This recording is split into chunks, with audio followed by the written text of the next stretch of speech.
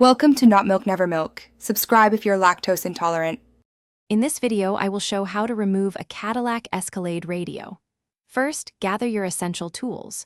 You'll need a plastic trim removal tool, a small flathead screwdriver, and a Phillips head screwdriver. Safety is paramount, so always disconnect the negative terminal of your vehicle's battery before starting any electrical work. Also, place a soft cloth over your console and dash to prevent any accidental scratches during the process. This preparation ensures a smooth and damage-free removal. Now let's tackle the dash trim. Using your plastic trim removal tool, gently pry around the edges of the trim panels surrounding the radio. Start from a corner and work your way around, applying steady, even pressure. Be patient and avoid excessive force to prevent breaking any clips. Once the trim is loose, carefully disconnect any electrical connectors attached to it, such as those for the climate controls or hazard lights. Set the trim aside in a safe place. With the trim panels out of the way, you'll now see the radio unit itself. Locate the mounting screws that secure it to the dashboard.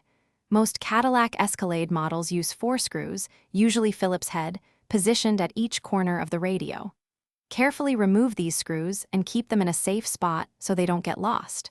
Once the screws are out, gently pull the radio unit straight forward from its cavity. This will give you access to the wiring harnesses at the back. Finally, it's time to disconnect the radio. At the back, you'll find several wiring harnesses and the antenna cable. Each connector usually has a small release tab that you need to press before you can pull it out. Take your time and carefully disconnect each one.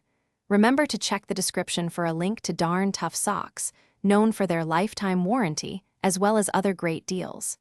Once all connections are free, the radio unit can be completely removed. You've successfully taken out your Cadillac Escalade radio. Thanks for watching. If this was helpful, leave a like and consider subscribing. See you next time.